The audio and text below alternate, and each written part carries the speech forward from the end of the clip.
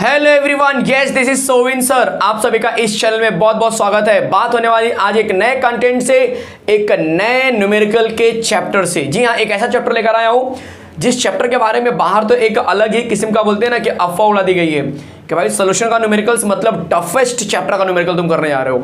मैं गारंटी दे रहा हूं, अगर आप मेरे साथ बने रहेंगे एंड तक तो इस चैप्टर का न्यूमेरिकल आपको मैं इजी करके दूंगा। इस चैप्टर के न्यूमेरिकल में देखो, मैं केमिस्ट्री टीचर हूं तो मैंने जो ऑब्जर्व किया अपने अराउंड में, अपने ऑफलाइन क्लासेस में, कि जो बच्चे होते हैं न्यूमेरिकल्स के टाइम पे, वो जब उनको लगता है कि कोई ईजी न्यूमेरिकल है और टफ न्यूमेरिकल है, क्लासीफाई कैसे करते हैं जनरली। देखो, ईजी न्यूमेरिकल का मतलब है कि जो फॉर्मूला ओरिएंटेड हो, कन्वर्जन ज़्यादा ना हो, स्पेशली यूनिट में। बट सोल्यूशन एक ऐसा चैप्टर है जहाँ पे कन्वर्जन के साथ आपको खेलना होगा। और बच्चे फंसते क्यों हैं? क्योंकि उनको कन्वर्जन ही नहीं पता है। लोकल जो कन्वर्जन होते हैं आपको पता है, metre to centimetre, centimetre to metre, या फिर बहुत कन्वर्जन ज़्यादा आता है आपको, टफ थोड़ा सा अगर आएगा तो केल्विन टू डिग्री सेल्सियस से पूछा जाता है। जनरली मैं बात कर रहा हूँ, ठीक है, बहुत डीपली कन्वर्जन नहीं होते। बट यहाँ पे एक ऐसा कन्वर्जन आता है जो जनरली लोगों का दिमाग खराब कर देता है, और वो होता है ATM to bar, bar to ATM, फिर एटीएम टू मर्क्यूरिक, ठीक है, मिलीमीटर ऑफ मर्क्यूरी। इस तरह से कन्वर्जन आते हैं प्रेशर के, और यही चीज़ जो है इस न्यूमेरिकल को टफ बना देती है। तो सबसे पहले मैं वो सारी चीज़ें जो है कि स्टार्टिंग में क्लियर कर दूंगा, ताकि आप इस वीडियो को अगर एंड तक देख लेते हैं तो मेरे ख्याल से न्यूमेरिकल तो छोड़िए, आप इस चैप्टर के जो एक्स्ट्रा क्वेश्चंस होंगे न्यूमेरिकल ओरिएंटेड वो भी कर डालेंगे। टेक्स्ट बुक के न्यूमेरिकल की बात नहीं कर रहा हूँ, एक्स्ट्रा जो आते हैं ना, कभी थोड़े से प्रैक्टिस के लिए बच्चे एक्स्ट्रा करते हैं, वो भी आप आसानी से कर लेंगे, क्योंकि आपको आइडिया मिल जाएगा कि यार क्या कन्वर्जन यहाँ पे है। अदरवाइज इसका जो छोटा न्यूमेरिकल होता है लोग उसको देख के भी डरते हैं।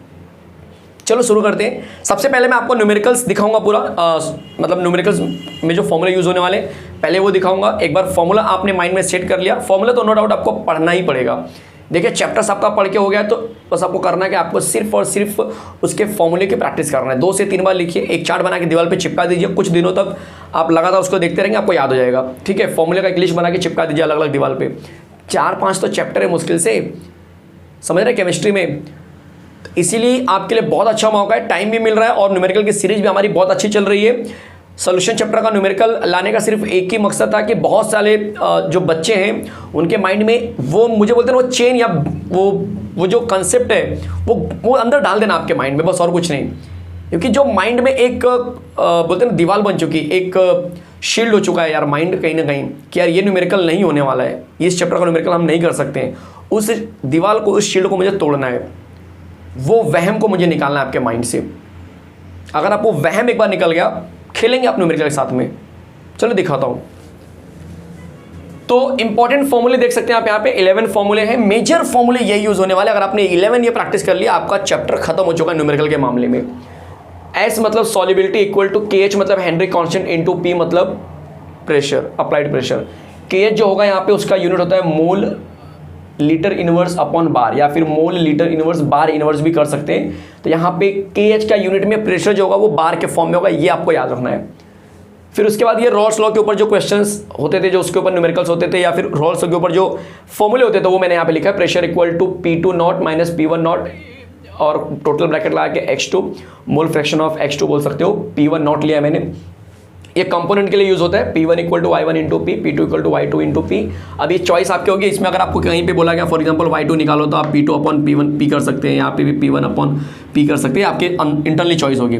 P1 equal to P1 not X1, ये किसके लिए एप्लीकेबल है? जब कोई चीज़, कोई भी सोल्यूशन है, ठीक है, उसका प्रेशर निकालना है जो पूरी तरह से प्योर नहीं होगा, तो ये सब उसके लिए रहेंगे। डेल्टा पी का चेंज इन प्रेशर, जैसे चेंज इन प्रेशर यही होता है P1 not minus P। P1 not मतलब ज़्यादा प्रेशर, P1 मतलब कम प्रेशर, तो ज़्यादा प्रेशर में से कम प्रेशर माइनस करेंगे तो डेल्टा P आता है, डिवाइड बाय P1 नॉट, ये सब X2 के बराबर होता है। ये सब मैंने प्रूफ किया था, और यही कंटेंट जो होता है मेरा W2 into M1 upon M2 into W1। अब सबसे बड़ा क्वेश्चन है कि सर ये W1 M1 में तो हम फंसते हैं, हमें यही नहीं पता चलता है। तो सबसे इंपॉर्टेंट चीज़ जो मैं बताने जा रहा हूँ वो सबसे इंपॉर्टेंट चीज़ आज की है। ये सोल्यूशन मत देखिए, ये थोड़ा सा मैं समझा रहा हूँ आपको बाहर का। देखिए, जब मैं बोलता हूँ W और M, पहले समझ लीजिए कि ये है क्या। W का मतलब होता है एक्चुअल मास, और M का मतलब होता है मोलार मास। पहला कॉन्सेप्ट जरा समझा दूँ। मेरे न्यूमेरिकल में मैं यही काम करता हूँ कि पहले बेसिक से लेके जाता हूँ। सीधा आप फॉर्मूला दिखाया और हवे में सब्स्टिट्यूशन करूँगा तो नहीं आएगा कंफर्म है, क्योंकि आपको पता ही नहीं चल रहा है W क्या है, M क्या है, यूनिट क्या है, कुछ पता ही नहीं चलेगा। मोलार मास जो होता है ना, उसका यूनिट हमेशा होता है ग्राम पर मोल, जबकि मास का यूनिट आपको मेजरली ग्राम में देखने के लिए मिलेगा। अब क्वेश्चन है कि सर ये 1-2 क्या सीन है? देखो जब आप बोलते हो W1 इसका मतलब कि आप बात कर रहे हो एक्चुअल में प्योर सॉल्वेंट की, लेकिन जब आप लेते हो W2 तब आप बात करते हो सॉल्यूट की, मतलब ये दोनों रहेंगे ग्राम के टर्म में। वही अगर आपने M1 लिया है तो मोलार मास लिया है, किसका लिया है मोलार मास? सेम सॉल्वेंट का मोलार मास, सॉल्वेंट का मोलार मास ग्राम पर मोल चलेगा। जब आपने M2 ले लिया है तब वो सॉल्वेंट होने वाला है बट ग्राम पर मोल, सॉरी M2 सॉलिड होने वाला है ग्राम पर मोल। चेक कर लो, ये चीज़ अगर जिसको समझ में आएगा तो उसको नीचे जितने भी फॉर्मूले दिए सब समझ में आएगा, क्योंकि सब में देखो W2 W1, कहीं पे W2 W1, फिर यहाँ पे M1 M, समझ में आ रहा है? मतलब यही चीज़ यूज़ हुई है पूरी। तो W2 है मतलब क्या है? अच्छा 2 आ गया मतलब सॉलिड आ गया। अच्छा W आ गया मतलब मास की बात हो रही है भाई। M याद रखना मोलार मास होता है, M will be molar mass. Small m की बात नहीं कर रहा हूँ, स्मॉल m कैपिटल M, कहीं स्मॉल m दिख गया तो बोलेंगे सर ये m क्या है? भाई ये मोलालिटी, ये सब समझाऊंगा मैं आपको, ठीक है? ये सब चैप्टर में आपको करके लेना है, बट यहाँ पे बस समझना है कि मोलालिटी है, ठीक है? यहाँ पे आप देख सकते हैं ये सब मोलार मास है। ये W2 आपका सॉल्यूट जो होगा ना उसका क्या होने वाला है बोलो? सॉल्यूट का, जल्दी, वेरी गुड, सॉल्यूट का मास देख सकते हैं, W2 सॉल्यूट का मास ग्राम में। क्लियर है? यहाँ तक क्लियर है बच्चे? एकदम चीज़ एकदम क्लियर है। चलो आगे देख लेते हैं। तो फिर delta TB equal to KB into, ये आपको पता है कौन से फॉर्मूले की बात कर रहा हूँ मैंने लिखा भी है, देखो बॉइलिंग पॉइंट एलिवेशन, ये भी उसी से रिलेट किया हुआ है। अब इस फॉर्मूले को जब हम आगे मॉलिकुलर वेट के फॉर्म में या मॉलिकुलर मास के फॉर्म में रिलेट करते थे तो हमको ये फॉर्मूला मिलता था, M2 equal to 1000 into KB। ध्यान से सुन लो जरा, M2 इक्वल टू 1000 इंटू, देखो ये फॉर्मूला लर्न करेंगे ना अगला आपको फोकट मिलने वाला है, फ्री मिलने वाला है, टेंशन मत लो। M2 equal to 1000 into KB into W2 divide by delta TB into W1। तो आपको कैसे याद रख सकते हैं? देखो मैं आपको सिंपल तरीका बता रहा हूँ, W2 अपॉन W1, ये तो पहले समझ गया कि हाँ W2 अपॉन W1। देखो कैसे याद रखेंगे आप, आपको क्या निकालना है? M2 निकालना है। M2 ऊपर दिख रहा है ना, तो आप यहाँ पे W2 लगा दो अपॉन W1 लगा दो। यहाँ तो कोई डाउट है? यहाँ तो कोई डाउट है? चलो अब हमको पता है कि 1000 से मल्टीप्लाई करना होता है, M2 आ गया तो 1000 से मल्टीप्लाई करना ही करना है। किसका फॉर्मूला है? TB वाला फॉर्मूला है। तो डेल्टा TB को आपको कहाँ लेना होगा? नीचे लेना होगा, बस इतना समझ लो। ये हो गया। अब इस फिल इन द ब्लैंक्स में क्या आएगा भाई? इसका कांस्टेंट क्या था? इसका कांस्टेंट KB था, तो KB ऊपर डाल दो, चलेगा? तो KB अपॉन TB, या आप ऐसे याद रख लो KBC समझ लो। KBC कहाँ पे आता है? तो TB पे आता है। TB समझते हैं आप लोग? तरीका बता रहा यार, KBC TB के ऊपर आता है, इस तरह से दिमाग लगा सकते हैं। M2 आ गया तो W2 अपॉन W1 करना है, मतलब 2 ऊपर है तो यहाँ पे भी 2 ऊपर आ जाएगा, फिर 1 नीचे आ गया। बाद में KBC जो है वो TB के ऊपर आता है। आप ऐसे लगा सकते हैं KBC से 1000 रुपये जीते जा सकते हैं। भाई सब तरीका सिखा रहा हूँ तुम्हें। KBC अब देखो कैसे याद हो जाएगा आपको इजीली। देखो ये वाले गैप में दिखाता हूँ आपको मैं, आप कैसे याद रखेंगे कि M2 मतलब मुझे, M2 मतलब मी टू मतलब मुझे 1000 रुपये जीतने का मौका मिलेगा KBC में। सही बात है। जो कहाँ आता है? TB पे आता है भाई, TB पे। और ये 2 है तो यहाँ पे W2 अपॉन W1 कर दिया। देखो कितना अच्छे से मुझे याद हो गया। अब बोलेंगे सर आपको तो बचपन से याद है। अरे बचपन से याद नहीं है भाई, अभी लर्न किया मैंने भी। ठीक है, ट्रिक मैंने ऑन द स्पॉट आपके लिए बनाया। मुझे ऐसा लगा कि शायद ये नहीं याद होगा। अब ये याद होगा तो बस इसके ऊपर ये फ्री है। अब ये मत बोलो सर इसका भी ट्रिक बताओ। भाई KB की जगह पे F लेना है, बस KFTF चलेगा। तो 2 बड़े बड़े फॉर्मूले मैं इसलिए बता रहा हूँ कि ये 2 बड़े हैं, बाकी सब इजी फॉर्मूले, बाकी सब समझ जाएंगे। ठीक है, ये सब थोड़े से खिचड़ी बन जाती है, कभी कभी मिक्स हो जाता है, प्रैक्टिस करनी पड़ेगी। 1 2 3 ये प्रैक्टिस करके लेना पड़ेगा। ये दोनों का मैंने ट्रिक बता दिया, बाकी नीचे के तो ईजी हैं। चलेगा? कोई डाउट है यहाँ तक किसी को? कहीं पर भी चेक कर लो। ये रफ कर दूँ मैं? चलिए ये रफ कर देता हूँ। तो अब शुरू करने वाले हैं क्वेश्चन और देखते हैं कि कैसे इसके साथ डील करना है। चलो दिखाता हूँ, ध्यान दे बच्चे। इंपॉर्टेंट कन्वर्जन मैंने लिखा है। ये कन्वर्जन ही तो है जो सबको इस चैप्टर के न्यूमेरिकल को बोलते हैं ना टफ होने के लिए मजबूर कर देता है, क्योंकि ये कन्वर्जन किसी टेक्स्ट बुक में नहीं लिखा है और कोई टीचर आपको बताएगा ना सीधा पुटअप कर देता है डायरेक्ट, तो समझ में नहीं आता कि क्या कन्वर्जन हो रहा है। इसलिए मैंने डिसाइड किया कि पहले वो कन्वर्जन आपको समझा दो कि कौन सी चीज़ कैसे कन्वर्ट करेंगे। देखो 1 ATM इक्वल टू 1.013 बार होता है। अगर सिंपल लैंग्वेज में देखें तो 1 ATM इक्वल टू 1 बार के आसपास ही जाएगा। 1.013 बोलते हैं बट वो 1 ही हो गया। 1.01 तो बहुत नज़दीक, 2 1। और 1 बार जो होता है वो 750 mm ऑफ मर्क्यूरी होता है और 1 ATM जो होता है वो 760 ऑफ मर्क्यूरी है। तो बोलेंगे सर दोनों में जब 1 ATM इक्वल टू 1 बार हुआ तो क्या ये भी दोनों इक्वल हो सकते हैं? येस, नियरली इनको इक्वल हम लेते हैं कहीं कहीं पे, बट ये 1.013 की वजह से ये थोड़ा सा 1 से ज़्यादा हो गया ना, इसलिए ये 160 नज़र दिखाई देने लगता है। देखो 1 ATM इक्वल टू इतना है, इसलिए 180 को 760 आ गया। बट वही अगर इसको हम अगर 750 ले लेंगे तब ये 1 बार बन जाएगा, देखो 1 बार बन जाएगा। तो मतलब थोड़ा सा रिलेशन आपको समझना है। आप बोलेंगे सर अच्छा अगर हमने लिया कि 750 mm में कितना बार होगा, तो क्या 1 बार ही आएगा? यस 1 बार आएगा। 750 में 1 बार, तो सर 760 में कितना बार आएगा? सबसे बड़ा क्वेश्चन, 760 में कितना बार आएगा? 760 में 0.9999 आता है, ठीक है। तो उतना सोचिए मत, बस ये कन्वर्जन फिलहाल तीनों याद कर लीजिए। कौन से? 180 m इक्वल टू 1 बार मान के चलो, 1 बार इक्वल टू 750 mm और 180 m इक्वल टू 760 mm चलेगा। 180 m इक्वल टू 1.013 रखेंगे तो परफेक्ट आंसर आएगा। बट आंसर में इतना वेरिएशन नहीं मिलेगा भाई, बोर्ड एग्जाम है ना, बोर्ड एग्जाम एंट्रेंस में आपको भरपूर जगह मिलती है, भरपूर ऑप्शन मिलेंगे। बोर्ड वाले भी जब लॉग से आप सॉल्व करते हो और जब नॉर्मल सॉल्व करते हो तो काफ़ी रेंज में वेरिएशन आता है, इसलिए आप बेफिक्र रहिए, कोई टेंशन लेने की जरूरत नहीं है। चलो क्वेश्चन नंबर 1 देखते हैं, थोड़ा सा आइडिया मिलेगा। क्या है? The solubility of N2 gas in water at 25 degree Celsius and 1 bar is. देखो ये सॉलिबिलिटी दिया है, गिवन में क्या दिया है? सॉलिबिलिटी दे दिया है 6.85 इंटू 10⁻⁻⁴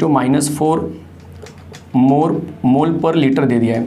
कैलकुलेट हेनरी लॉ, और आपको देखो 1 बार लिखा मतलब प्रेशर दिया हुआ है, 1 बार है। मुझे पता है हेनरी लॉ के फॉर्मूले में भी बार चाहिए रहता है, देख लो मोल लीटर इनवर्स पर बार। तो हमें कुछ नहीं करना है, कन्वर्ट नहीं करना है, हमें क्या चाहिए? हेनरी कांस्टेंट चाहिए, क्वेश्चन मार्क।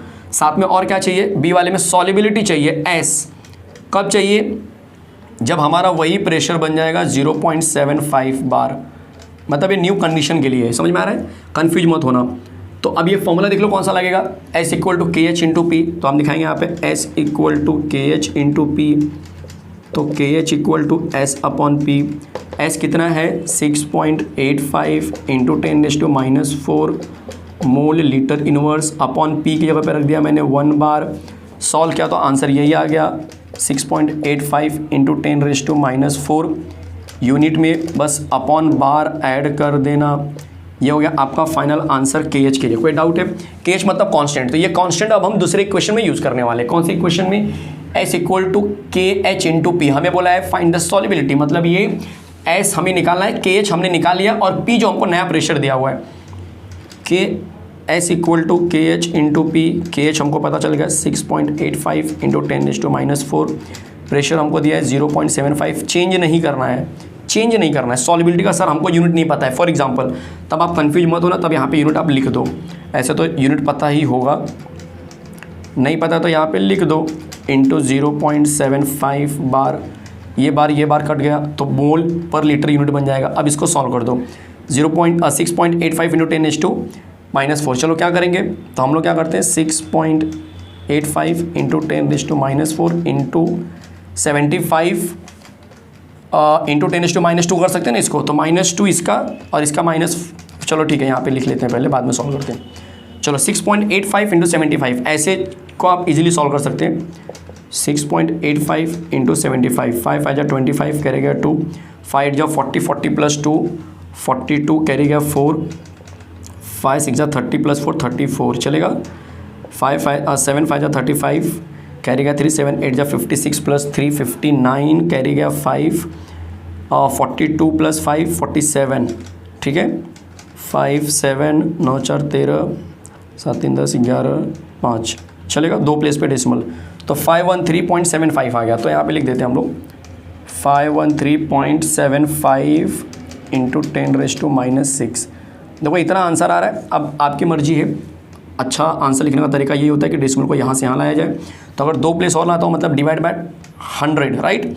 तो डिवाइड बाय 100 मल्टीप्लाइड बाय 100, इसका मतलब कि मेरा जो आंसर होगा वो बन जाएगा 5.1375 इंटू 10⁻⁻⁴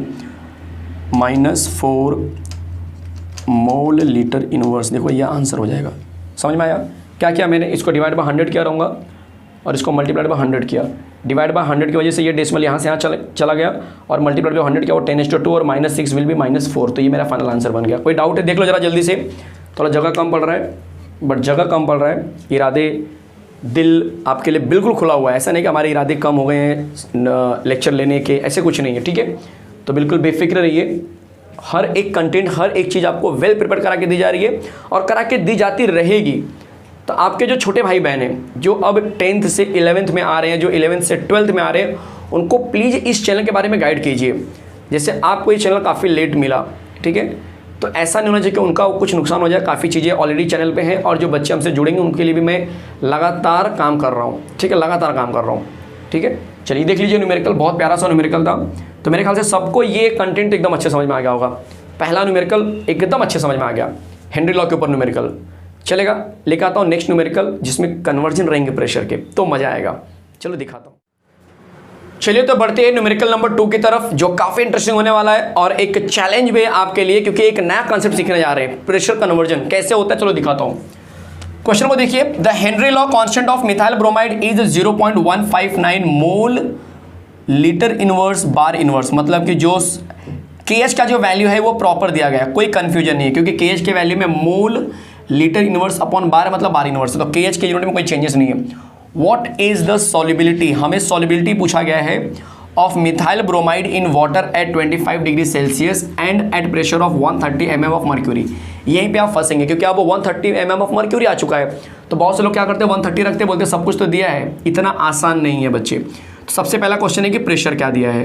देखो प्रेशर दिया है 130 mm ऑफ मर्क्यूरी। तो आप क्या करेंगे, हमें पता है कि मर्क्यूरी में इंटरेस्ट नहीं, हमें mm ऑफ मर्क्यूरी में इंटरेस्ट है, हमें बार में इंटरेस्ट है। रिलेशन देख लीजिए, mm मर्क्यूरी और बार का क्या रिलेशन है, यही रिलेशन उठा के यहाँ पे लिख दीजिए पहले। 1 bar equal to 750 mm of mercury. चलेगा, अंदाजा लगाइए, आपको खुद समझ में आ जाएगा। देखो 1 bar equal to 750 mm of mercury, तो बताओ कि x बार क्या होगा जब हम 130 mm ऑफ मर्क्यूरी लेंगे। लोअर क्लासेस में सीखा होगा तुमने, ये प्रेशर हमारा 130 mm ऑफ मर्क्यूरी है। तो मैंने क्या किया, मैंने फॉर्मूला यूज़ किया। 1 bar equal to 750 mm of mercury होता है, बराबर एक बार में इतना mm मर्क्यूरी। तो बताओ 130 mm मर्क्यूरी में कितने बार, समझ में आया। तो x का वैल्यू हम कैसे निकालेंगे, तो x equal to cross multiply, तो 1 इंटू 130 डिवाइड बाय 750, सबको समझा। 1 इंटू 130 डिवाइड बाय 750, ये 750 का मल्टीप्लाई x के साथ हुआ होगा, बट x निकाला तो 750 नीचे चला गया। चलो इसको सॉल्व कर लेते हैं और देखते हैं कितना आ रहा है। तो हमको मिल रहा है 13/75। सॉल्व तो करना ही पड़ेगा, कोई ऑप्शन नहीं है। तो 0 पॉइंट, देखो ये 13 है और ये 75 है, तो 0 पॉइंट चलेगा, 1 टाइम ही जाएगा, क्योंकि 75 का डबल 150 होता है 150। चलो देख लेते हैं, यहाँ पे 10 में से 5 गया, 5 आ गया, यहाँ पे बजाएगा 12, 12 में से 7 गया, 7 5 12, 5 आ जाएगा, ये 0 हो गया। अब आगे मैंने 0 ले लिया। 7 7 जा 49, तो 7 टाइम जाएगा। 7 5 जा 35, कैरी गया 3, 7 7 जा 49, 50 51 52 आ गया। देखो 7 टाइम परफेक्ट, वापस 5 आ गया, यहाँ पे आ जाएगा 4, तो 2 बच जाएगा, यहाँ पे 0। अब 7 4 जा, देखो 7 4 जा नहीं, 7 3 जा 21 होता है ना, मतलब 3 टाइम्स जाएगा, ठीक है। तो 0.173 आ गया, 0.173। ये क्या मिला हमें, बार मिला। यहीं पे तो लोग फंसते हैं, यही कन्वर्जन उन्हें नहीं आता है और इसलिए ये न्यूमेरिकल टफ हो जाता है। बस इतना ही है बच्चे। तो बताओ आपको क्या मिल गया, आपको ये मिल गया कि x का वैल्यू मिल गया 0.173 बार। x एक्चुअल में क्या है, तो आप बोलेंगे सर x एक्चुअल में एक प्रेशर है, जो हमें नया प्रेशर मिला है, ठीक है। तो अब हम 130 mm ना लेके हम ये प्रेशर लेने वाले हैं। यहाँ तक क्लियर है सबको, यहाँ तक क्लियर है? कोई डाउट है तो बोलो, किसी को कोई डाउट है तो बोलना मुझे। क्लियर है? चलो अब क्या करेंगे, अब हमें बोला है सॉल्युबिलिटी निकालो। सॉल्युबिलिटी का फॉर्मूला जो हम पढ़ रहे हैं वही रखना है, KH इंटू पी। KH का फॉर्मूला क्या है, मतलब KH का वैल्यू क्या दिया है, 0.159। आपको लग रहा है यूनिट लिखने के लिए तो लिख दीजिए मोल इनवर्स बार इनवर्स इंटू 0.173 बार इनवर्स और बार कट जाएगा। तो अब आपके लिए S का वैल्यू जो है ना, वो इन दोनों को सिर्फ मल्टीप्लाई करना है, 159 इंटू 0.173, बस इन दोनों को मल्टीप्लाई करो और आपका फाइनल आंसर जो है आपके पास पहुंच जाएगा। मोल पर लीटर लिख सकते हैं। कोई डाउट है किसी को कहीं पर भी? बहुत से लोग बोलेंगे सर मल्टीप्लाई करके दिखाओ, दिखा देता हूँ करके। चलो कोई टेंशन नहीं है। चलो कैसे मल्टीप्लाई करूँगा मैं, पूरा मल्टीप्लाई करो, कोई शॉर्टकट अप्लाई मत करो, क्योंकि वैल्यू ऑलरेडी बहुत कम है। तो 0.173 वैल्यू ऑलरेडी बहुत कम है। 3 9 जा 27, कैरी गया 2, 3 5 जा 15, 16 17, 17 का 7, कैरी गया 1, 3 1 जा 3 प्लस 1 4, चलेगा। ये 0 ले लो, कट 7 9 जा 63, का 3 कैरी गया 6, 7 5 जा 35, 35 प्लस 6 41, कैरी गया 4, 7 1 जा 7 प्लस 4 11, चलेगा। आगे 0 लगा दो, यहाँ पे भी कट कट, अब यहाँ पर भी कट कट, चलेगा। अब ये 9 5 1 0, चलेगा। 7 10 9 10 11 4 15 5 2 7 2 0, कितने प्लेस पे डेसिमल है? 6 प्लेस पे, 1 2 3 4 5 6, 1 2 3 4 5 6, परफेक्ट है। इतना आंसर आ रहा है 0.027507 मोल पर लीटर। कोई डाउट है तो बोलना मुझे, कोई डाउट है तो बोलना मुझे, चलेगा। देख लो 7 डन। तो ये आपका आंसर हो गया 2.027। मल्टीप्लाई करो जो भी आंसर आएगा, मैंने मल्टीप्लाई किया है बट मुझे लग रहा है ठीक है, राइट है। ठीक है, कोई डाउट है बच्चे किसी को? देख लीजिए हेनरी लॉ के ऊपर मेरे ख्याल से 2 मार्क का न्यूमेरिकल छपेगा बोर्ड एग्जाम में। अब हर बच्चा हेनरी लॉ का न्यूमेरिकल राइट करेगा, गारंटी है मेरी, क्योंकि उसे ये कंटेंट पता चल गया। ये जो सबसे इंपॉर्टेंट होता है, जो कोई नहीं बताता है, कोई नहीं बताता है, सिर्फ डायरेक्टली पुट अप कर देंगे और अज्यूम करते हैं कि बच्चे को वो आ रहा है। ऐसा नहीं होता है भाई, ऐसा नहीं होता है। मैंने ये रियलाइज़ किया है कि बच्चों को बेसिक से लेके जाओ ना, बच्चे एंजॉय करते हैं लेक्चर को, और मैं मेरे लेक्चर में वही ट्राई करता हूँ कि हर एक कंसेप्ट को लेके चलता हूँ। भले ही अच्छे बच्चों को आता होगा शायद, बट जिन बच्चों को नहीं आता है उनका नुकसान नहीं होना चाहिए, चलेगा। चलो बढ़ते हैं न्यूमेरिकल नंबर 3 की तरफ। नेक्स्ट क्वेश्चन की तरफ चल रहे हैं, जो बहुत ही मज़ेदार होने वाला है। एक बार क्वेश्चन देखते हैं क्या है। Question number 3, the vapour pressure of pure liquid. देखो ये प्योर लिक्विड के बारे में दिया है। A and B are 450 mm of mercury, मतलब एक P1 बोल सकते हैं, एंड P2 जो दिया है 700 mm ऑफ मर्क्यूरी दिया है, रिस्पेक्टिवली एट 350 केल्विन। टेम्परेचर दोनों का सेम रखा हुआ है। Find the composition of liquid and vapour. इसका मतलब कि लिक्विड के लिए हमको पता है, लिक्विड के लिए x1 x2 होता है और वेपर के लिए y1 y2 होता है। हालांकि हमने अपने वन शॉट लेक्चर में ज़्यादा डिस्कशन नहीं किया था इस टॉपिक पे, बट आपको मैं बता दूं कि जो x1 x2 होता है वो हम लेते हैं किसके लिए? लिक्विड के लिए, और y जो होता है वो होता है वेपर के लिए। ठीक है, मैं ब्रैकेट में लिख देता हूँ कि ये वेपर के लिए जनरली हम यूज़ करते हैं, क्लियर है, और ये होता है जनरली लिक्विड के लिए। इस बात का ध्यान रखना। If the total vapour pressure is 600 mm, तो टोटल कितना दिया है? 600 दिया है। कौन सा फॉर्मूला यूज करेंगे? सबसे बड़ा कंफ्यूजन है कि सर कौन से फॉर्मूले की हम बात कर रहे हैं यहाँ पे। देखो हमको पूछा है कंपोजिशन, इसका मतलब कि एक तो y वाला फॉर्मूला लगेगा, और दूसरा पूछा है कंपोजिशन लिक्विड के लिए भी, तो हमको x वाला फॉर्मूला लगाना है। तो फिलहाल मैं क्या करता हूँ, x वाला लगाता हूँ, बाद में कुछ रिजल्ट मिलेंगे x1 x2 का, बाद में हम क्या करेंगे उसी को यूज करके y के लिए सोचेंगे। चलो सोल्यूशन की तरफ बढ़ते हैं। क्या क्या दिया है शॉर्टकट में अगर मैं जाऊँ आपको लेके, तो क्या क्या दिया है? टोटल प्रेशर मतलब P दिया है, देखो ये वाला P दिया है, कितना दिया है? 600 mm, 600 mm ऑफ मर्क्यूरी इसको हम बोलते हैं।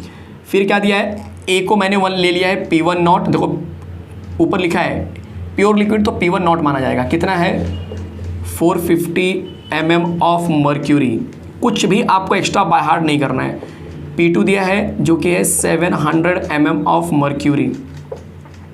और कुछ है? बिल्कुल कुछ नहीं है। फॉर्मूला क्या लगेगा? तो फॉर्मूला लगेगा P equal to P2 not minus P1 not, bracket के बाहर दिया है x2, फिर प्लस है P1 नॉट। देख लो बहुत इजी रहेगा, आप देखेंगे। ये देखो 600 हो गया, सारे यूनिट mm में ही, तो कोई टेंशन नहीं है। P2 कितना देख लीजिए 700 दिख रहा है मुझे, माइनस P1 कितना है 450 दिख रहा है।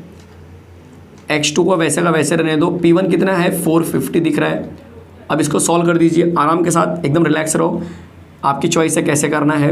पहले आप इसको माइनस कर लो, फिर जो आंसर आएगा उसको x2 से मल्टीप्लाई कर देना। 700 को 450 माइनस कर रहा हूँ मैं, 0, 10 में से 5 गया 5, यहाँ पे जाएगा 6, मतलब 250 आ रहा है। दिखाई दिया सबको अच्छे से कैसे मैंने माइनस किया? तो ये आ गया 250, मतलब यहाँ पे आपको मिलेगा 600, यहाँ पे मिलेगा 250 x2 प्लस 450। अगर मैं ऐसा बोलूँ कि ये नंबर को यहाँ लेके आ जाता हूँ, तो शायद ये कुछ ऐसा बन जाएगा 600 माइनस 450 इक्वल टू 250 x2। देखो 600 में से अगर मैं 450 निकालता हूँ, देख लीजिए 600 माइनस 450, 0, ये हो गया 10, 10 में से जाएगा तो कितना बच गया 5, यहाँ पे बचेगा 5, 1, 150 आने लगा। कितना आने लगा?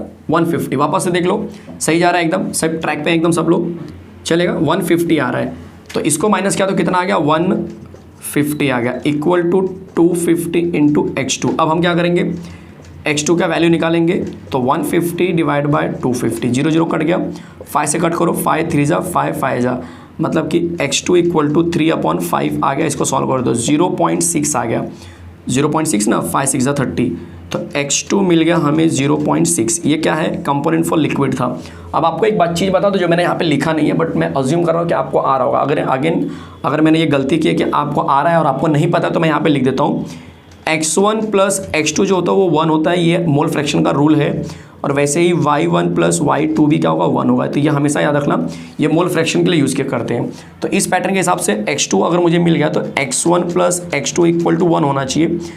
तो x1 प्लस 0.6 इक्वल टू 1 होगा। तो इस पैटर्न से x1 1 minus 0.6 which will give 0.4। तो देखो ये x1 x2 क्या मिल गया, लिक्विड के कंपोनेंट्स मिल चुके हैं। बोलो कोई डाउट है किसी को भी, कहीं पे कोई कंफ्यूजन, कहीं पर भी चेक कर लो जल्दी से। इसके बाद का आंसर मैंने यहाँ लिखा है, कोई डाउट है। अब हम बात करेंगे y1 कैसे निकालेंगे। तो y1 के लिए फॉर्मूला हमारे पास है P1, देख लीजिए P1 equal to P1 not, sorry कहाँ गया, P1 equal to y1 into P। देख लीजिए कोई डाउट है कहीं पे भी, चेक कर लो कहीं पे कोई डाउट है। डाउट आएगा जब आप देखेंगे कि सर आपको P1 तो पता ही नहीं है, लेकिन आपको कुछ चीज़ पता है जो दिखा देता हूँ। इस फॉर्मूले को अगर मैं मॉडिफाई करूँ तो बन जाएगा y1 इक्वल टू P1/P। सही बात है, देख लो इसको मैंने मॉडिफाई किया, ये P को नीचे लेके आएगा तो बन जाएगा P1/P। अब P1 का फॉर्मूला यहाँ पे दिया है P1 नॉट इंटू x1, चलेगा। तो P1 के यहाँ पे मैं क्या लिख रहा हूँ, P1 नॉट इंटू x1/P मतलब टोटल प्रेशर। तो y1 का फॉर्मूला आ गया P1 not into x1 into पर। अब P1 नॉट कितना जरा चेक कर लो, 450। तो आप बोलेंगे 450, x1 कितना है 0.4 और P कितना है 600। तो ये 0 कट गया, 15 से कट कर दो, 15 3 45, 15 चौका 60 चलेगा। तो 3 इंटू 0.4 डिवाइड बाय 4, इसको मल्टीप्लाई करें तो कितना होगा 1.2 डिवाइड बाय 4, 4 3 12, मतलब कि y1 आ गया 0.3। अब y1 अगर 0.3 आ गया तो we know y1 plus y2 equal to 1। Since कर दो यहाँ पे, अगर मुझे जगह नहीं मिल रही है मैं यहाँ पे लिख देता हूँ सिंस। तो बोलो y2 का आंसर क्या हो गया, 1 माइनस y1, तो 1 माइनस 0.3 मतलब 0.7। तो ये मिल गया y2 0.7। चेक करो जल्दी से। बहुत से लोग बोलेंगे सर बहुत डिफिकल्ट समझा रहा है। अरे क्या डिफिकल्ट है वो तो बोलो, कमेंट बॉक्स में लिख दो कि ये डिफिकल्ट जा रहा है। अरे भाई फॉर्मूला थोड़ी तो प्रैक्टिस करनी पड़ेगी, नो डाउट, बट मैंने चीज़ों को काफ़ी सिंप्लीफाइड करके बताया आपको। टोटल प्रेशर दिया है, P1 नॉट कैसे पता चला, क्योंकि वो प्योर लिक्विड दिया है तो P1 नॉट आ जाएगा। आप बोलेंगे सर P1 क्यों नहीं लिखा, बहुत सारे बच्चे बोलेंगे सर हमको कैसे पता चलेगा ये P1 नॉट ही है। अगर सॉल्यूशन होगा तो P1 होता है, बट अगर प्योर सॉल्वेंट प्योर वर्ड आ गया तो P1 नॉट बोलते हैं। क्लियर है, एक एक चीज़ समझा रहा हूँ। बाद में इतना चीज़ आ गया, आपको पता है कंपोनेंट से पूछा जाए तो कंपोनेंट का फॉर्मूला लगा दो, बस चीज़ें। ये तो सिंपल मैथ्स आ गया, केमिस्ट्री गायब यहाँ से सॉल्व करते गए, सिंपल मैथ्स x1 x2 मिल गया। क्लियर है, लिक्विड के कंपोनेंट्स। फिर y2 निकालने का, y1 निकालने की बात हो रही तो आप यहाँ से भी आपको फॉर्मूला पुटअप करें। थोड़ा सा शिफ्टिंग मैंने किया है क्योंकि हमें पता है कि डायरेक्टली P1 हमको नहीं दिया है, P1 मतलब सोल्यूशन का प्रेशर जो नहीं दिया है, तो हमने क्या किया, इसको कन्वर्ट किया, बोलते हैं ना हमारे मोल फ्रैक्शन और जो प्योर सॉल्वेंट था उसके फॉर्मूले के टर्म में। चलेगा, देख लीजिए कितना मज़ेदार फॉर्मूला ये और कितना मज़ेदार ये सोल्यूशन हुआ है। एक एक चीज़ हम समझ रहे हैं, बहुत अच्छे समझ रहे हैं, कोई तकलीफ नहीं होनी चाहिए किसी को भी। जो बच्चे डरे हुए हैं, सहमे हुए हैं, न्यूमेरिकल्स को लेकर एक अलग ही घबराहट माइंड में होती है, वही निकालने के लिए तो ये बोलते हैं ना, सोविन सर आए हैं आपके सामने, वही निकालना है मुझे, वही बोलते हैं ना, वो कंसेप्ट निकाल देना है कि न्यूमेरिकल मतलब डर, खत्म। आपको बोलना है न्यूमेरिकल मतलब मार्क्स, और वो मिलेंगे। ये जो चैनल मैंने क्रिएट किया ना बच्चे, सिर्फ इसलिए नहीं कि मुझे सिलेबस कंप्लीट करना है, मुझे सिर्फ पढ़ाना है। नो डाउट पढ़ाने का एक पैशन होता है हर टीचर का, मेरे अंदर भी है। चाहता हूँ कि यार ज़्यादा से ज़्यादा लोगों को पढ़ाऊँ, अच्छा पढ़ाऊँ, लेकिन अगर पढ़ाने के बाद अच्छे रिजल्ट्स नहीं मिलते हैं, अच्छे कमेंट्स नहीं मिलते हैं, तो फिर मज़ा नहीं आता है। तो अगर आपको रियली लगता है कि ये चैनल, ये लेक्चर, ये न्यूमेरिकल की सीरीज काफ़ी इंपॉर्टेंट थी आपके लिए, तो कमेंट बॉक्स में लिखिए कि हाँ सर आपने बहुत अच्छा किया न्यूमेरिकल की सीरीज को लॉन्च करके, इससे हम लोग को बहुत ज़्यादा फायदा हो रहा है। ये लिखिए आप। देखिए यही सारी चीज़ें तो हमें मोटिवेट करती हैं। आप अगर सोच रहे हैं कि सर को बहुत पैसा मिलता है यूट्यूब से, तो गलत फहमी है भाई। उतने सब्सक्राइबर ही नहीं हुए और उतना अभी तक बोलते हैं ना, अभी सब प्रोसेस ही चल रहा है, तो इनकम तो बहुत दूर की बात है। मैंने आपको पहले भी बताया था, जिसके व्यूज़ लाखों में होते हैं वो कमाते हैं बहुत अच्छे, नो डाउट। अभी तो हमारे व्यू आपने देखे रहे होंगे 1000 2000 3000 तक जाते हैं, ठीक है। तो मनी सेकेंडरी पार्ट हो गया, आपका satisfaction will be the primary, वो प्राइमरी हमारे लिए। ठीक है, तो जल्दी से कमेंट बॉक्स में बता दीजिए कि आपको ये जो न्यूमेरिकल की सीरीज़ है कैसी लग रही है, मज़ा आ रहा है इसके अंदर? मज़ा आ रहा है तो कमेंट बॉक्स में लिख दीजिए। चलो बढ़ते हैं अगले क्वेश्चन की तरफ। चलिए तो बात करते हैं न्यूमेरिकल नंबर 4 से। बहुत इंटरेस्टिंग लग रहा है देख के। A solution is prepared by dissolving 394 gram of non volatile solute. देखो 394 gram of non volatile solute word दिया हुआ है। अब हमने पढ़ा था कि जो नॉर्मल मास होगा उसे हम W से दिखाएंगे, तो इसका मतलब ये W दिया है। और हमने ये भी पढ़ा था कि सॉल्वेंट के लिए W1 होगा और सॉल्यूट के लिए W2 होगा, तो ये W2 हो गया जो कि 394 ग्राम दिया हुआ है। कोई डाउट है किसी को तो बोलना। ठीक है, चलो आगे देख लेते हैं। इन 622 ग्राम ऑफ वाटर, मतलब कि ये सॉल्वेंट है, इसका मतलब कि W1 इसको हम लेंगे, इसका भी नॉर्मल मास दे दिया है 622 ग्राम। ये पानी है तो पानी का मोलार मास भी हमको पता होता है। पानी देखो होता है H2O, इसको अगर मैं सॉल्व करूँ तो H यहाँ पे 1 है, 1 × 2, O का होता है 16, सॉल्व किया तो आ गया 18 ग्राम पर मोल। चलेगा, ये जो इन्फॉर्मेशन है वो क्या है तो आपको बता दो, ये आपका M1 है। क्या है? M1, 18 ग्राम पर मोल। इसको मैं रफ नहीं करता हूँ, आपके लिए रखता हूँ यहाँ पे ताकि आपको याद रहे। चलेगा, ये दिया नहीं है बट हमको लेके रखना है पहले से ही। क्यों? क्योंकि हमको पानी वर्ड मेंशन कर दिया है, वाटर मेंशन कर दिया, तो हमें पता होना चाहिए कि वाटर का फॉर्मूला क्या होता है, उसका मोलार मास क्या होता है। काम लगेगा तो ठीक है, नहीं लगेगा तो भी ठीक है। आगे रीड करो। The vapour pressure of a solution. देखो सोल्यूशन बोला है, सोल्यूशन के लिए मैंने आपको पहले बोला था कि P1 दिखाना। कितना दिया है? 30.74 mm के टर्म में है। अगर जरूरत पड़ा तो हम कन्वर्ट करेंगे, अगर आगे कुछ और रहेगा तो। If vapour pressure of water, water क्या होता है? प्योर होता है, तो इसका मतलब ये P1 ही है बट इस बार नॉट आ जाएगा। समझ में आया सबको कैसे चल रही चीज़ें? और ये दिया है 31.8 mm ऑफ मर्क्यूरी, ये भी है। चलेगा। What is the molar mass? Molar mass का मतलब समझ रहे हैं आप लोग? देखो ये जैसे M1 है ना, वैसे M2 होगा बट हमको पता नहीं है। M2 equal to question mark. पूरा स्टोरी समझ में आया सबको? पूरा स्टोरी समझ में आया? आप क्वेश्चन के सर फॉर्मूला क्या लगेगा? P1 है, P1 नॉट है, W1, M1, M2 सब कुछ दिया। तो ऐसा फॉर्मूला जरा चेक करो कहाँ पे। आप बोलेंगे सर W1 तो यहाँ पे होता है। बच्चे एक यहाँ पर भी मैंने फॉर्मूला देखो करा के दिया है, फॉर्मूला नंबर 5। अगर आप रिलेट करेंगे सिर्फ इतने वाले पार्ट को तो शायद यही फॉर्मूला यूज़ हो जाएगा आसानी से। P1 देख लो, मैं यहाँ पे आपके लिए लिख भी देता हूँ चाहिए तो कि फॉर्मूला कौन सा यूज़ होगा। P1 not minus P1 divide by P1 not equal to W2 M1, cross में लेना है M2 W1। क्रॉस का मतलब W2 ऊपर हो गया तो बस उसके बाद क्रॉस में ले लो, W2 के बाद M लेना है, उसका उल्टा करना है और 2 का 1 हो जाता है, 2 का 1 हो जाएगा ऐसा। ठीक है, हमको इंटरेस्ट है M2 में, तो अगर आप चाहते हो तो अभी चेंजेस कर दो फॉर्मूले में। क्या चेंजेस करेंगे? बहुत से लोगों ने सर क्या चेंजेस करना है। चलो एक काम करते हैं, इस पूरे को सॉल्व कर लेते हैं पहले, तो काफ़ी ईजी हो जाएगा। इसी में मैं पुटअप करता हूँ। P1 कितना है मेरा? P1 नॉट कितना है? 31.8। P1 कितना है? 30.74। और P1 नॉट कितना है? तो आप बोलेंगे 31.8। कोई डाउट है किसी को? इक्वल टू W2 कितना है? W2 देख लो, W2 394। M1 कितना है? 18। M2 निकालना है और W1 कितना है जरा देख लो, 622। कोई डाउट है? इस पूरे को सॉल्व कर लेते हैं और जो आंसर है उसको शिफ्टिंग कर देंगे। चलो इसको पहले सॉल्व करते हैं। सबसे बड़ा टारगेट हमारे लिए यही लग रहा है। 31.8 माइनस 30.74 चलेगा। 10 में से 4 गया 6, यहाँ पे आ जाएगा 7 में से गया तो 0 1 0, 1.06 आ गया।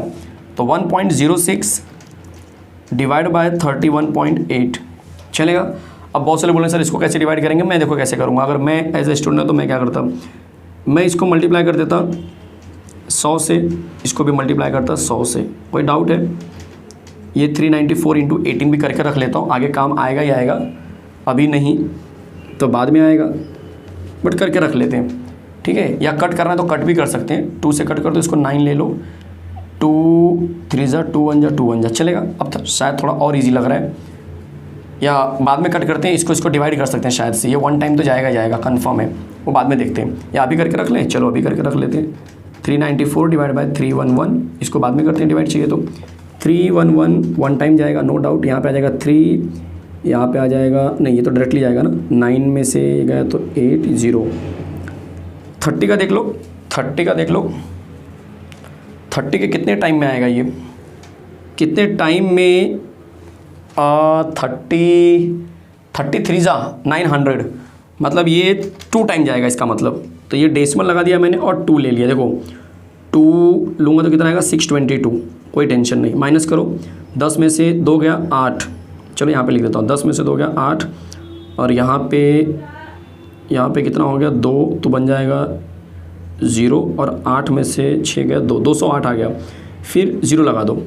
अब अंदाज़ा लगाओ, 37 जा 21 होता, मतलब 37 जा जाके 6 आ जाएगा, तो 1.26 डिवाइड करने पाएगा, मतलब समझ रहे हैं। इसको कट किया तो कितना आ गया 1.26। बोलेंगे सर ऐसा क्यों किया आपने इतना बड़ा?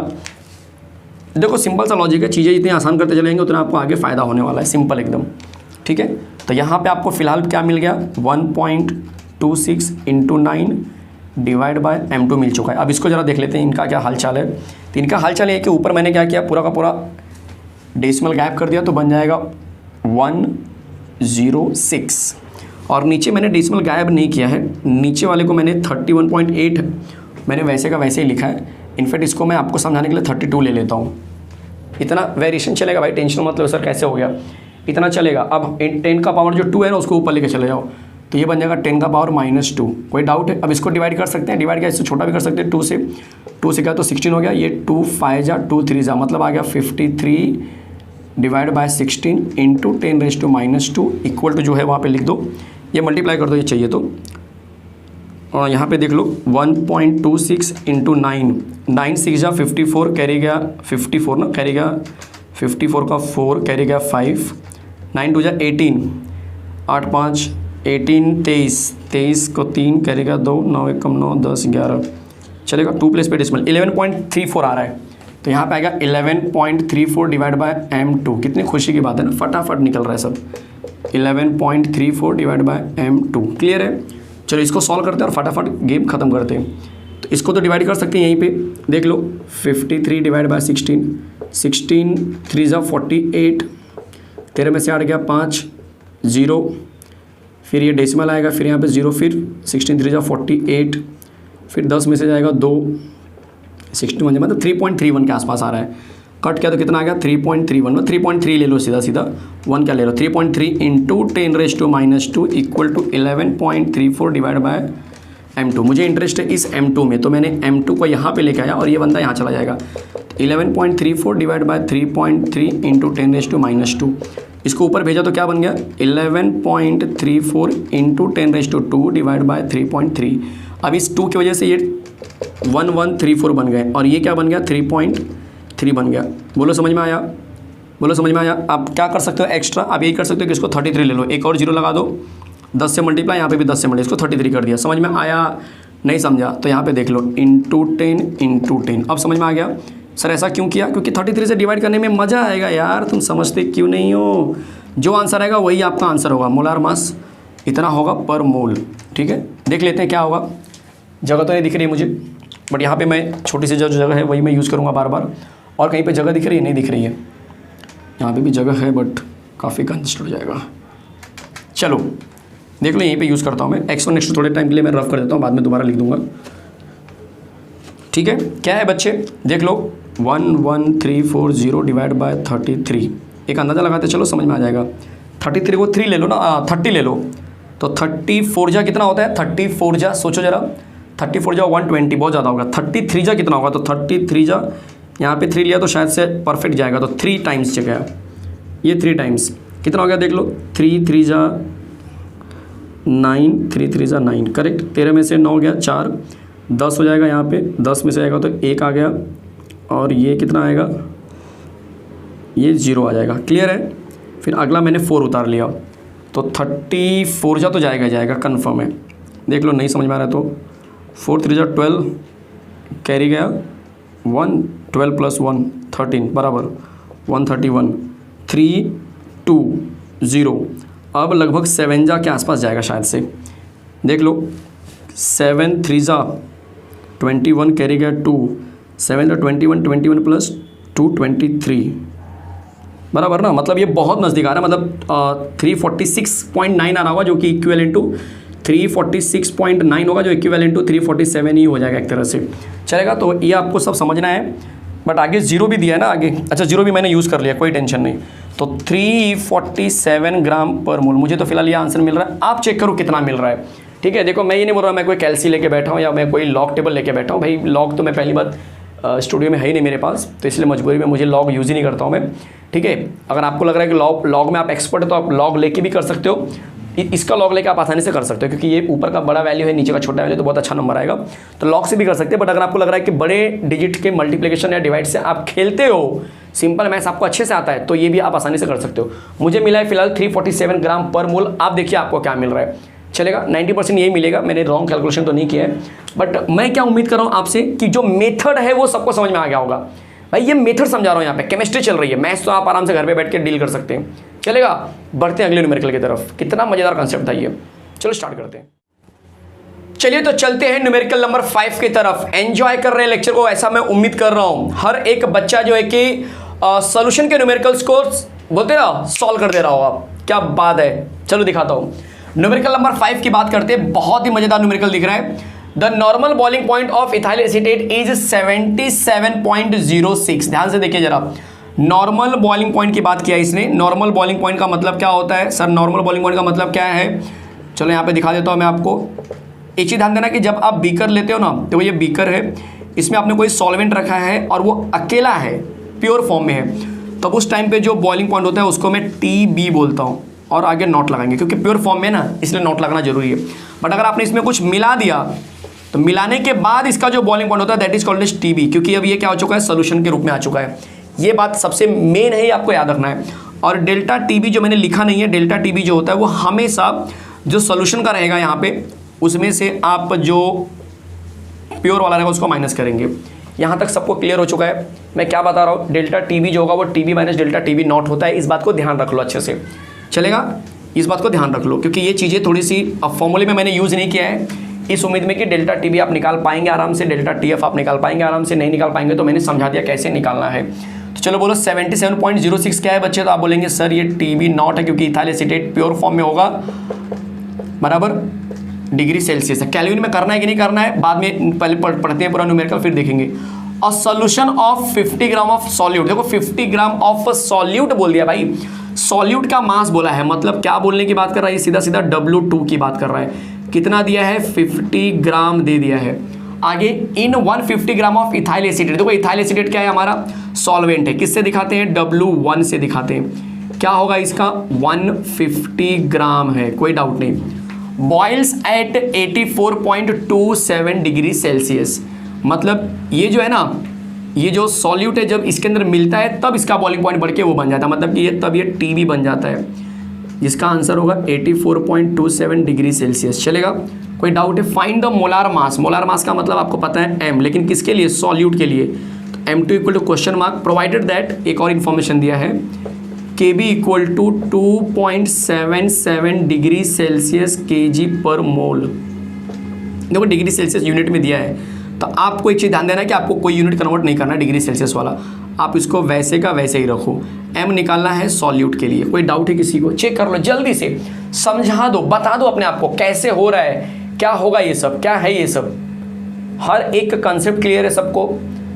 क्या आप रेडी पोजीशन में हैं आंसर के लिए? मेरे ख्याल से मैंने फॉर्मूला में आपको सिखा दिया था कि अगर हमको निकालना हुआ मी2 मतलब अरे M2 यार, तब हम क्या करेंगे? 1000 रुपये जीतने के लिए हम KBC देखते हैं, बराबर ना, बराबर ना। और ये M2 आ गया तो यहाँ पे उल्टा करना है, W2 करना है।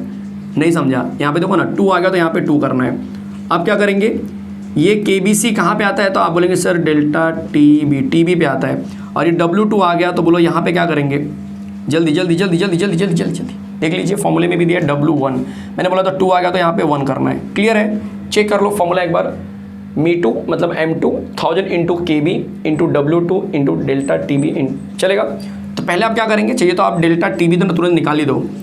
Since delta TB equal to TB minus TB naught, TB minus TB not.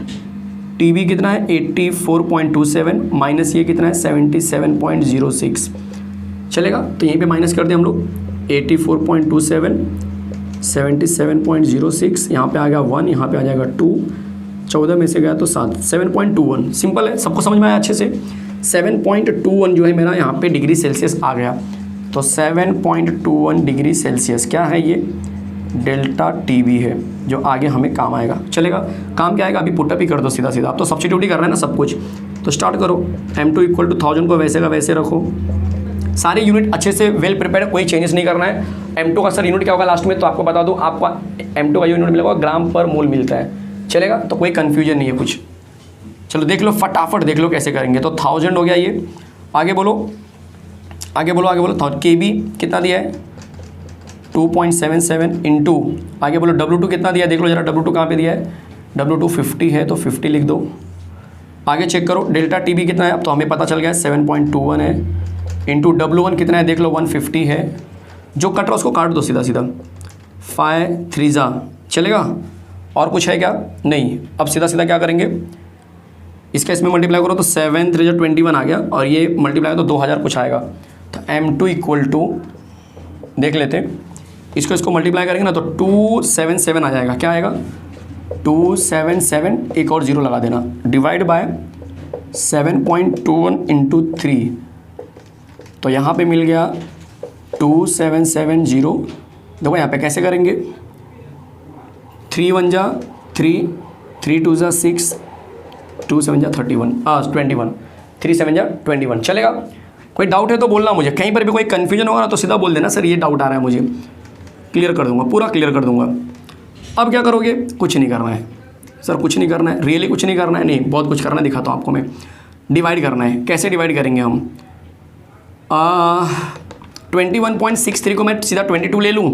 Sir ऐसा क्यों करते हैं आप हमेशा, बच्चे देखो आपके पास भी टाइम नहीं है, ना तो बोर्ड में ना तो एंट्रेंस में, ऐसा आप कर सकते हैं, क्योंकि मैंने बार बार बोला है कि वेरिएशन आपको मिलता है। जैसे पुराना वाला जो आंसर था कुछ 347 ऐसा कुछ आ रहा था राइट, इसके पहले जो मैंने कराया था शायद से, बट मार्किंग स्कीम में देखो तो आपको 340 और 345 340 350 के बीच में, 340 350 के बीच में आपको आंसर वेरी करता है।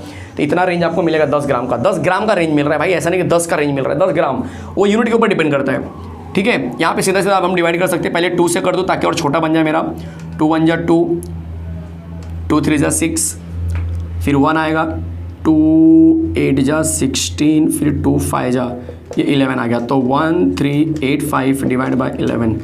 चलेगा, अब ये तो हो सकता है, 1385 को मैंने 11 से किया, 11 1 जा 11, ये 2 आ गया 8 आ गया, फिर 11 2 जा 22, 6 आ गया 5 आ गया, फिर 11 देख लो कितना आएगा, 11 6 जा, नहीं डेसिमल क्यों लगा रहा हूँ, 11 6 जा 66, मतलब ये 11 6 जा 66 मतलब 65, तो 126 ही एक तरह से बहुत नज़दीक आंसर आ रहा है। 125 आएगा बट 126 क्यों ले रहा हूँ मैं, क्योंकि 11 5 जा रहा होगा ये, 11 5 जा 55, बट आगे डेसिमल लगाएंगे तो 98 के आसपास जाएगा, तो M2 आ गया 126 ग्राम पर मोल।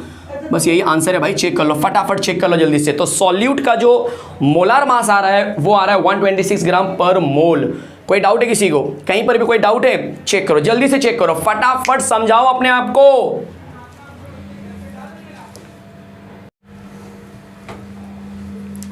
एक चीज और आपको बता दूं, बहुत सारे बच्चे कंफ्यूज होंगे कि सर ये केबी जो है उसका तो यूनिट यहाँ पे डिग्री सेल्सियस, तो चलो कोई बात नहीं, किलोग्राम लिखा हुआ है, जबकि हमको आंसर एंड में मिलता है ग्राम पर मोल।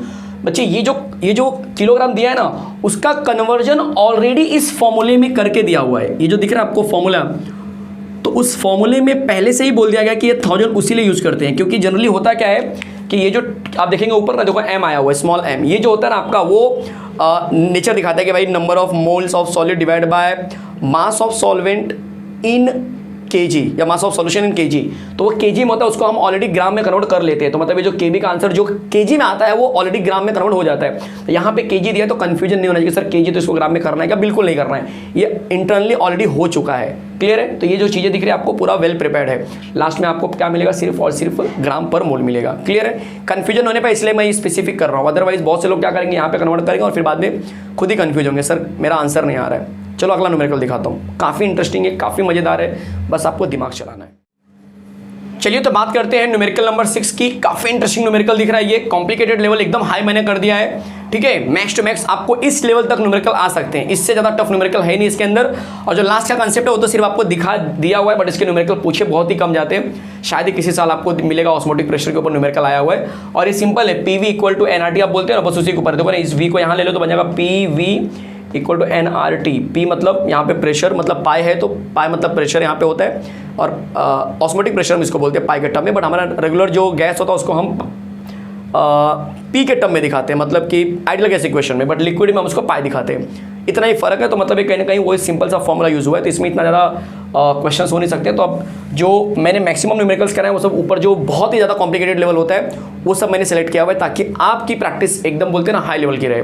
ऐसा नहीं होना चाहिए कि आप लो टाइप के न्यूमेरिकल किए हो, बहुत फॉर्मूला ओरिएंटेड किए हो और जल्दी से आपको आंसर मिल गया।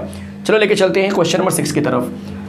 1.02 gram of urea when dissolved in 98.5 gram of a certain solvent decreases its freezing point by 0.211 Kelvin। देखो ये लाइन का बहुत मीनिंग है अपने आप में, decreases its freezing point by this। अच्छा, decreases का मतलब, इसका मतलब पहले कुछ और रहा होगा स्टार्टिंग में बिना सॉल्वेंट का, फिर सॉल्वेंट सॉल्वेंट में जब सॉलिड, देखो यहाँ पे कुछ इस तरह से रहा होगा, ये आपका क्या है प्योर सॉल्वेंट है, तब फ्रीजिंग पॉइंट कुछ अलग रहा होगा TF। बाद में इसमें आपने सॉल्यूट डाल दिया, ठीक है। देखो यहाँ पे लिखा ना अननोन सर्टन, यहाँ पे देखो पढ़ो जरा, व्हेन डिसॉल्व इन 98.5 मतलब कुछ डाला आपने, तब इसका जो है कि TF अलग रहेगा, ये सॉल्वेंट का 0 रहा होगा, ये नॉर्मल रहा होगा। तो इसके बीच का जो डिफरेंस है वो डिफरेंस कितना है, वो डिफरेंस ये दिया है। तो डिफरेंस को हम किससे दिखाते हैं, डेल्टा TF से दिखाते हैं। इसका मतलब डेल्टा TF इस बार दिया हुआ है, इस बात का ध्यान रखना, ये कन्फ्यूजन लोगों में होती है, ठीक है। चलो आगे देखते हैं, फिर गिवन डेटा भी मैं लिखते चले जाता हूँ कि गिवन डेटा में क्या क्या दिया है। गिवन डेटा में पहले ले लेते हैं, ये क्या है बच्चे, 1.02 ग्राम ऑफ यूरिया, मतलब एक सॉल्यूट कहीं ना कहीं हम बोलेंगे जिसको हम W2 दिखाते हैं। मास है ना 1.02 ग्राम है, यूरिया का मोलार मास भी दिया हुआ है तो हम बाद में लिख लेंगे। उसके बाद dissolve in 98 gram of certain solvent, मतलब कि आपको W1 भी दे दिया है, मैं ऐसे बोलूँगा 98.5 ग्राम दे दिया है, चलेगा। एक एक चीज़ समझा रहा हूँ अच्छे से। फिर M2 भी दे दिया है, मतलब ये मोलार मास 60 ग्राम पर मोल। आगे रीड करो फटाफट। TF भी दे दिया है, डेल्टा TF भी दे दिया है इस बार, क्या खुशी की बात है, 0.211 K दे दिया है। पूछ रहा है कि 1.609, ये फुल स्टॉप के बाद का क्वेश्चन है, 1.609 of unknown compound when dissolve in 86 gram of same solvent, मतलब वापस एक नया मास बोला है, वापस एक नया बोलते हैं ना सॉल्वेंट ले रहा है। तो इसको अगर मैंने W2 लिया है तो बाजू वाले को मैं W21 ले लेता हूँ, या W2 डैश ले लेता हूँ, W2 डैश, ठीक है, डैश है। W2 मतलब वेट ऑफ सॉल्यूट, क्या दिया है, weight of solute 1.609 gram of unknown compound when dissolve, मतलब कि इस कंपाउंड को मैं डिसॉल्व करता हूं तो ये W2 बन जाएगा डैश के फॉर्म में 1.609। क्लियर है। 86 ग्राम ऑफ सेम सॉल्वेंट, मतलब कि W1 डैश 86 ग्राम आ गया, दिखाई दे रहा है, मजा आ रहा है एकदम, न्यूमेरिकल का लेवल देख रहे हैं आप लोग। आगे देखो, सेम सॉल्वेंट एंड वही same depress the freezing point by this, तो मतलब डेल्टा TF का भी डैश आ गया है जो कि 0.34 केल्विन है। बहुत सारे बच्चे बोलते हैं सर आप बहुत छोटा लिखते हो, बच्चे मेरी मजबूरी होती है, दिल से नहीं चाहता हूँ मैं छोटा लिखने के लिए, बट आप खुद देखिए ना, अगर मैं छोटा नहीं लिखूंगा ना तो मुझे न्यूमेरिकल 3 बार रफ करके लिखना पड़ेगा। मुझे खुद बहुत बुरा लगता है कि छोटे ब्लैक बोर्ड पे मैं सिखा रहा हूँ, बट दिल से बोल रहा हूँ, मेरा इरादा बिल्कुल ऐसा नहीं होता कि मैं छोटा लिखूँ, आपको इरिटेट करूँ, ऐसा कोई इरादा नहीं होता मेरा। फॉर्मूला मैं रफ नहीं कर सकता क्योंकि फॉर्मूला थ्रू आउट आपके सामने रहता तो आपकी चीज़ें समझ में आती, क्लियर होती हैं। डेटा मैं हटा नहीं सकता हूँ तो बहुत कम जगह होती है बच्चे, मैं कुछ नहीं कर सकता। तो जो बच्चे कमेंट में लिखते हैं सर थोड़ा बड़ा लिखिए, तो मैं आपको यही सजेस्ट करूँगा कि आप थोड़ा सा जरा अपने आप को एडजस्ट कर लीजिए, शायद आने वाले दिनों में कुछ बड़ा बोर्ड बड़ा चीज़ें कर पाऊँ, आपकी दुआ रही तो। चलिए, calculate the molar mass of unknown compound. Molar mass का मतलब M2, यहाँ पे जो मोलार मास यूरिया का दिया हुआ है, यहाँ पे वो चीज़ नहीं दी गई है, यहाँ पे वो चीज़ नहीं दी गई, ये क्वेश्चन मार्क हो गया। आप बोलेंगे सर इसको कैसे हम फाइंड आउट करेंगे ना बच्चे, टेंशन क्यों ले रहे हो, करेंगे, टेंशन मत लो। ये इन्फॉर्मेशन मैं थोड़ा ऐसे लिखा देता कि ये इन्फॉर्मेशन ऊपर एक साथ में लेके चल रहे हैं हम लोग। फॉर्मूला क्या होता है TF के टर्म में अगर देखेंगे तो ये देखो M2 का फॉर्मूला ये होता है, तो क्यों ना पहले मैं ये फॉर्मूला लिख लूँ और 2 बार लिख लूँ, एक बार इसके लिए लिखूँ, एक बार इसके लिए लिखूँ। तो ये फॉर्मूला अगर मैं लिखता हूँ और इसमें क्या करता हूँ मैं, देखो सर ये फॉर्मूला नहीं, ये नंबर 8 वाला फॉर्मूला यूज़ हो रहा है। अब जरा ध्यान से देखिए, 1000 इंटू के एफ, यहाँ पे एक वर्ड लिखा हुआ है सेम सॉल्वेंट। देखो अगर सॉल्वेंट सेम है तो उसका जो कांस्टेंट होगा वो भी क्या होगा, सेम होगा। इसका मतलब कि 1000 इंटू के एफ क्या होगा, दोनों में सेम होने वाला है। बाकी M2 TF W1 W2 सब में डैश आएगा, बट इसमें डैश नहीं आएगा, मतलब ये चीज़ दोनों में सेम होगी। तो क्यों ना मैं इसको एक ही साइड में रखूँ, बाकी को ट्रांसफर करूँ। ध्यान से देखो नंबर 8 वाले को, तो इसका फॉर्मूला क्या बन जाएगा बोलो, 1000 इंटू के एफ इक्वल टू, ध्यान से देखो और अपना अंदाजा दिमाग चलाओ, के एफ इक्वल टू, इसको यहीं पे रखा, बाकी सबको ट्रांसफर करो। M2 इंटू दिस दिखाई दे रहा है, आप बोलेंगे M2 into delta TF into W1 divide by this W2, सही बात है कि नहीं, ये इसके लिए मिला। अब ऐसा ही मैं क्या करूँगा, इसके लिए भी करूँगा। 1000 इंटू के एफ को चेंज नहीं कर सकता बट बाकी सब चेंज हो जाएगा। M2 dash delta TF dash into W1 dash upon W2 dash. But आपको एक चीज़ समझ में आ गई होगी कि इन दोनों से इक्वेशन नंबर 1 और इसको इक्वेशन नंबर 2, फ्रॉम 1 and 2 आपको एक चीज़ समझ में आएगा कि यार लेफ्ट हैंड साइड वाला तो दोनों इक्वल दिख रहे, तो राइट हैंड साइड पे क्या होगा, इक्वल होगा। तो इसका मतलब कि M2 into delta TF into W1 upon W2 किसके बराबर हो गया, तो आप बोलेंगे M2 dash into delta TF dash into W1 dash upon W2 dash के बराबर हो गया। अब हमको M2 डैश में इंटरेस्ट है, बस आपकी मर्जी, सबको एक साइड में शिफ्ट कर दो। यहीं पे दिखा देता हूँ मैं आपको, M2 डैश इक्वल टू, बोलो क्या होगा यहाँ पे, M2 into delta TF into W1 into, ये ऊपर जाएगा सीधा सीधा तो W2 डैश आ गया, अपॉन ये देखो W2 पहले से ही था, इंटू अब यहाँ पे क्या बन गया, डेल्टा TF डैश आएगा, W1 डैश आएगा। किसी को W कैंसिल मत कर देना भाई, इतना तो साइंस के बच्चों, इतना तो दिमाग चलाना पड़ेगा आपको। अब डेटा पुटअप करो, तो M2 dash equal to, M2 का वैल्यू क्या है वहाँ पे देख लो, एक चीज़ देखते चलो, 60 है। डेल्टा TF नॉर्मल वाला क्या है, 0.211 है। W1 W2 डैश क्या है, W1 तो है दिख रहा है मुझे यहाँ पे, W1 98.5 है। W2 डैश क्या है, W2 डैश होगा 1.609 है, डिवाइड बाय W2 क्या है 1.02 है। डेल्टा TF डैश क्या है 0.34 है। W1 क्या है 86 है। दिखाई दिया बच्चे, कितना मज़ेदार है ये, दिख रहा है सबको, चलेगा। दिमाग में कुछ मेरे खुरापात आइडिया चल रहा है कि ये वाला ना आपको दे दूँ करने के लिए।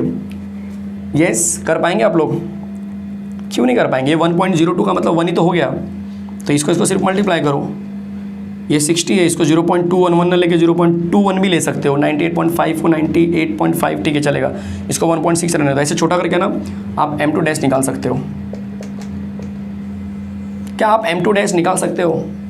इसका आंसर प्लीज़ आप चैट बॉक्स में, कमेंट बॉक्स में लिख के दिखाइए। ग्राम पर मोल इसका यूनिट होगा, वो तो मैं आपको बता दे रहा हूँ, बट ये सिंपल मैथ्स है, ये सिंपल मैथ्स को फॉलो करो। मैंने आपको केमिस्ट्री का फॉर्मूला बताया, केमिस्ट्री का पुटअप बता दिया, कैसे सॉल्व करते वो मैंने बता दिया, बट आगे जो मैथमेटिक्स है वो आप सॉल्व करके दिखाइए। एक क्वेश्चन मैं आपको दे रहा हूँ नंबर 6 वाला, इसका सोल्यूशन, इसका आंसर आपको देना है। डिफिकल्ट नहीं है, इसका आंसर नियर बाय आप आराम से पा सकते हो। मैं आपको तरीका बता देता हूँ। 1.02 को आप 1 ले लीजिए, 0.34 रहने दीजिए, 8.86 रहने दीजिए, 60 रहने दीजिए, इसको 0.21 ले लीजिए चलेगा, 98.5 रहने दीजिए, 1.6 ले लीजिए, ठीक है। इस जीरो की वजह से इसको आप ये डेसिमल यहाँ पे आ जाएगा, 2.1 हो जाएगा, ठीक है। ये 1.6 ऑलरेडी, तो इसको मल्टीप्लाई कर दो, फिर इसको मल्टीप्लाई कर दो, फिर ये 1 तो हो जाएगा, इसको मल्टीप्लाई कर दो, नंबर 2 ऊपर मिल जाएंगे, एक पर्टिकुलर नंबर ऊपर और एक पर्टिकुलर नंबर नीचे, डिवाइड करो तो आपको आंसर मिल जाएगा, चलेगा।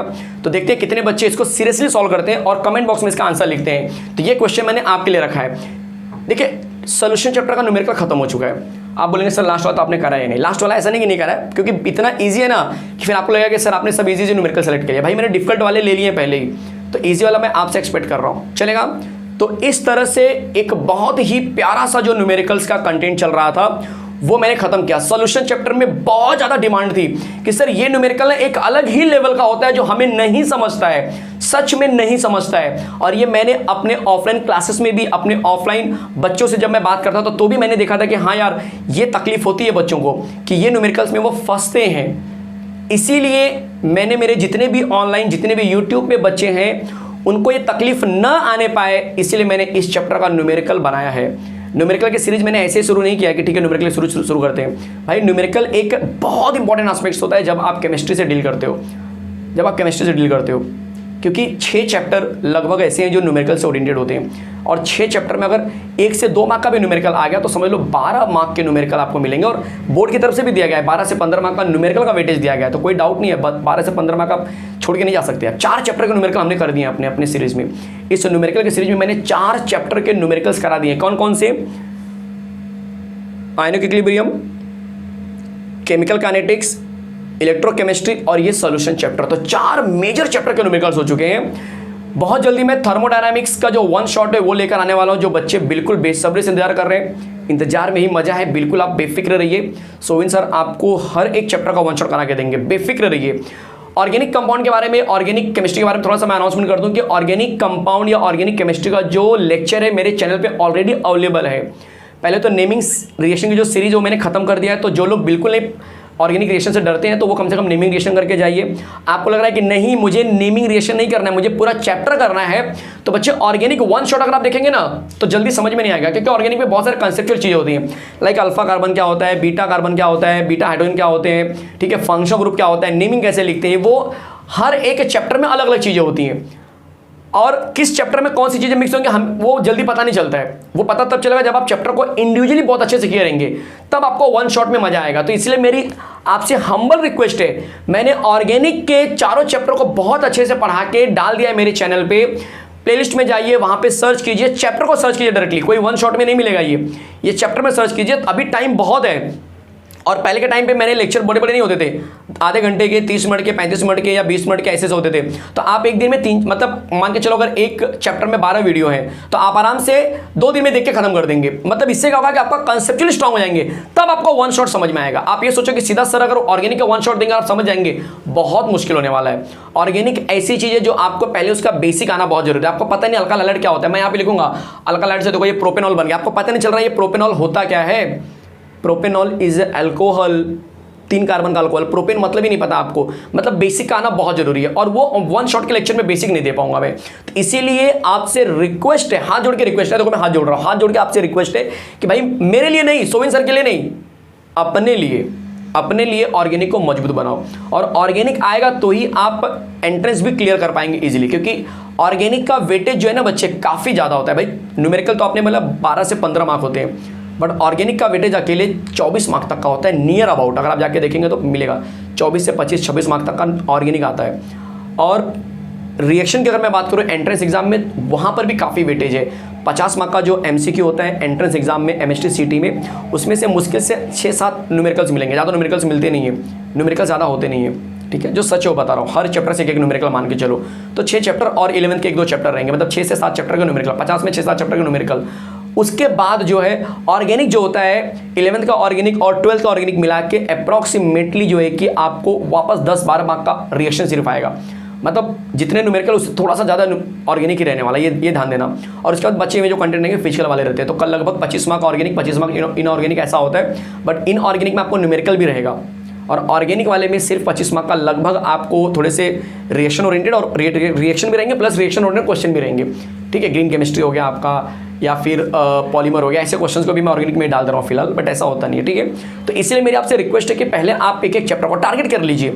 अभी टाइम बहुत है, आपको नहीं बोलता हूँ पूरा चैप्टर करिए, पहले टारगेट कर लीजिए कि ठीक है एक लेक्चर मुझे कौन सा चैप्टर पहले सीखना है, उस चैप्टर को टारगेट बना लो। उस चैप्टर को टारगेट आपने बना लिया, अब उस चैप्टर की वीडियो जो है कि फटाफट स्पीड बढ़ा के देखना स्टार्ट करो, ठीक है। देखो आपको हर एक चीज़ समझ में आ जाएगी। एक बार आपका ऑर्गेनिक करके आपका अच्छे से हो गया, तब जब मैं 1 शॉट दूंगा तब आपको मजा आएगा। ऐसा नहीं कि 1 शॉट नहीं मिलने वाला है, भाई मिलेगा। ऑर्गेनिक का भी 1 शॉट दूंगा, क्योंकि अब चैप्टर मेरे पास कितने बचे हैं, थर्मोडायनामिक्स, ठीक है, यहाँ पे सिर्फ थर्मोडायनामिक्स बचा हुआ, सॉलिड स्टेट बचा जो मैं एकदम एंड में कराऊंगा। उसका रीजन ये है कि सबसे कम वेटेज वाला चैप्टर है, सबसे कम वेटेज वाला चैप्टर है, 3 मार्क का चैप्टर है। अननेसेसरी मैं टाइम वेस्ट पहले नहीं करूंगा, थर्मोडायनामिक्स, और फिर हम लोग जंप करेंगे ऑर्गेनिक की तरफ, क्योंकि उसके पास हमारे बीच में सारे चैप्टर हो चुके हैं। कोऑर्डिनेशन हो चुका है, इनर ट्रांजिशन हो गया है, ट्रांजिशन हो गया है, इलेक्ट्रोकेमिस्ट्री हो गया, ठीक है, सोल्यूशन हो चुका है, केमिकल काइनेटिक्स हो गया है, इलेक्ट्रोकेमिस्ट्री हो गया, तो सब तो हो चुके हैं। और पीछे का ऑर्गेनिक मैंने पहले करा दिया, बट ऑर्गेनिक दोबारा एक बार स्टार्ट करेंगे 1 शॉट के टर्म में, चलेगा। तो मिलते हैं नए कंटेंट में, नए लेक्चर में। तब तक आप इस वीडियो को बहुत सारा प्यार दीजिए, शेयर कीजिए। सॉल्यूशन चैप्टर का न्यूमेरिकल जो सबसे टफेस्ट न्यूमेरिकल हुआ करता था, उसे सोविन सर ने अपने चैनल ऑल अबाउट केमिस्ट्री पे खत्म कर दिया है। चलेगा, मिलते हैं नेक्स्ट कंटेंट में। एक और चीज़ मुझे आपसे बात करनी थी। बहुत सारे बच्चों ने मुझे सजेशन दिए थे कि सर चैनल का नाम चेंज कर दीजिए, ऑल अबाउट केमिस्ट्री सर्च पे टॉप पे नहीं आता है। मैं पहले सोच रहा था चेंज करने के लिए, बट मेरे माइंड में एक ख्याल आया कि यार टॉप पे नहीं आता तो ये जिम्मेदारी किसकी हुई? आपकी जिम्मेदारी है।